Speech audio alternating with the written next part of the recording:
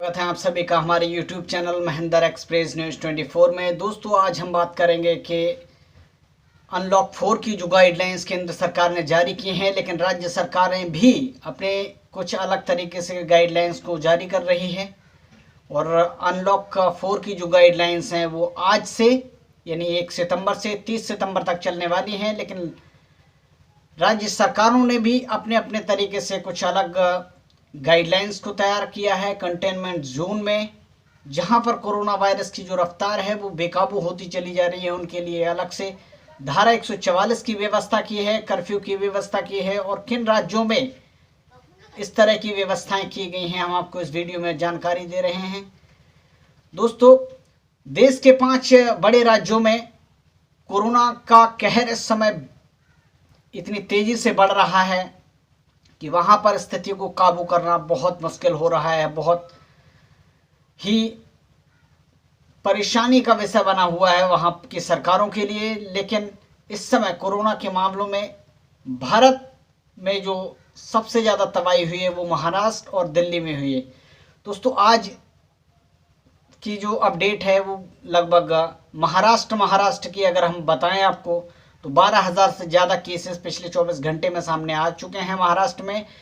मुंबई में अकेले 3,000 से ज़्यादा केसेस अब तक सामने आ चुके हैं। तो ऐसे राज्यों में राज्य सरकार ने कुछ अलग से गाइडलाइंस जारी की हैं। उत्तर प्रदेश की बात करते हैं तो उत्तर प्रदेश में योगी आदित्यनाथ की सरकार के द्वारा नोएडा के गौतम बुद्ध नगर में धारा 144 लागू कर दी गई है। और वहां पर ये धारा 144 30 सितंबर तक लागू रहने वाली है।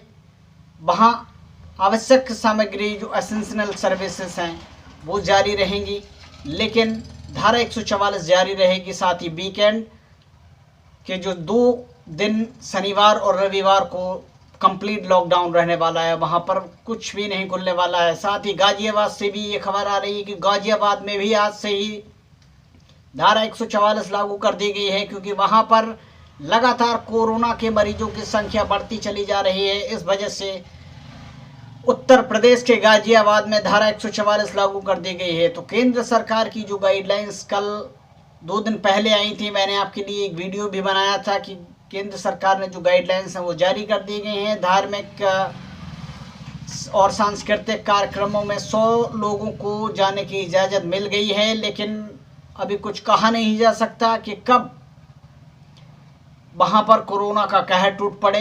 उस वजह से सोशल डिस्टेंसिंग को बनाए रखना बहुत ज़रूरी है। पश्चिम बंगाल की अगर हम बात करें तो ममता सरकार के द्वारा वहाँ पर कंटेनमेंट जोन में पूरी तरह से लॉकडाउन 30 सितंबर तक लागू है। और वहाँ पर जो अदर डेज की हम बात करें तो 5, 7 और 12 सितंबर को वहां पर कंप्लीट लॉकडाउन रहने वाला है। और वीक एंड के यानी शनिवार और संडे को भी पूरी तरह से लॉकडाउन रहने वाला है। तो पश्चिम बंगाल में भी इस समय लॉकडाउन कंटेनमेंट जोन में जारी रहेगा। साथ ही हम आपको बता दें दोस्तों, बाकी दिन अनलॉक 4 की गाइडलाइंस का पालन किया जाएगा। अब बात पंजाब की करते हैं तो पंजाब में भी वीकेंड स्पेशल शनिवार और संडे को पूरी तरह से लॉकडाउन रहेगा। बाकी केंद्र की जो गाइडलाइंस हैं उनके मुताबिक एसेंशियल सर्विसेज चलती रहेंगी। लॉकडाउन सोशल डिस्टेंसिंग का पालन करना अनिवार्य होगा और उसको तोड़ने वालों के खिलाफ एक्शन लिया जाएगा, क्योंकि भारत में इस समय कोरोना की रफ्तार पूरी तरह से बेकाबू होती चली जा रही है। और पिछले 3 दिनों से हम देख रहे हैं जो ग्राफ है वो 75,000 से ज़्यादा मरीज उस ग्राफ में आ रहे हैं। भारत में 75,000 से ज़्यादा पिछले 3 दिनों से लगातार कोरोना के मरीज बढ़ते जा रहे हैं। तो ये भारत के लिए एक बहुत बड़ी चुनौती होने जा रही है। और इलाहाबाद जो हाई कोर्ट है उसने उत्तर प्रदेश के मुख्यमंत्री योगी आदित्यनाथ को ये सुझाव भी दिया था कि उत्तर प्रदेश में पूरी तरह से कंप्लीट लॉकडाउन होना चाहिए। और उस वजह से कोरोना की जो चेन है उसको तोड़ने में मदद मिलेगी। अगर इस तरह के कदम नहीं उठाए गए तो कोर्ट के द्वारा भी लॉकडाउन लगा दिया जा सकता है।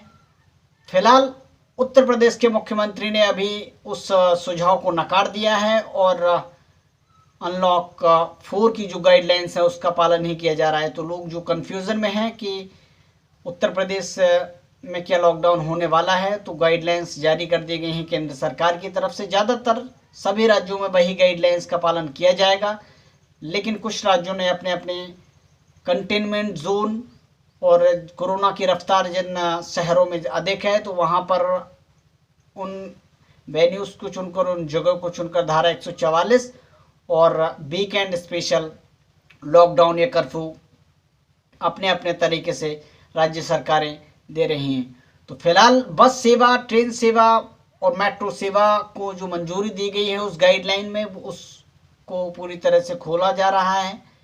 धीरे धीरे सब कुछ सामान्य हो रहा है, लेकिन कोरोना की रफ्तार बेकाबू होती जा रही है। दोस्तों, सभी सरकारें मिलजुल कर काम करने की इच्छुक हैं और उससे कोरोना की रफ्तार को कम किया जा सकता है। फिलहाल धार्मिक स्थलों में जाने की अगर जहाँ तक सवाल है, लोग मुझे कमेंट करके पूछ रहे हैं कि क्या हम मंदिर या मस्जिद में पूजा या फिर नमाज के लिए जा सकते हैं। तो ऐसी कोई गाइडलाइंस अभी जारी नहीं की गई है कि आप किसी धार्मिक स्थल में जाकर एक साथ पूजा कर सकें या फिर नमाज अदा कर सकें। तो अभी कुछ कहना साफ तौर पर कहा नहीं जा सकता, क्योंकि गाइडलाइंस और कोरोना के बीच एक बहुत बड़ी जंग चल रही है।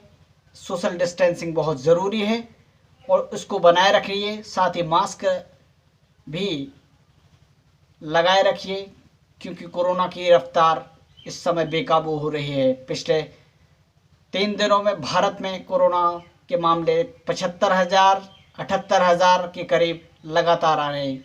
दोस्तों, फिलहाल इस वीडियो में बस इतना ही, और अगर आपको गाइडलाइंस के बारे में और भी कुछ जानना है तो मेरी एक वीडियो आप मेरे चैनल पर अपलोड है।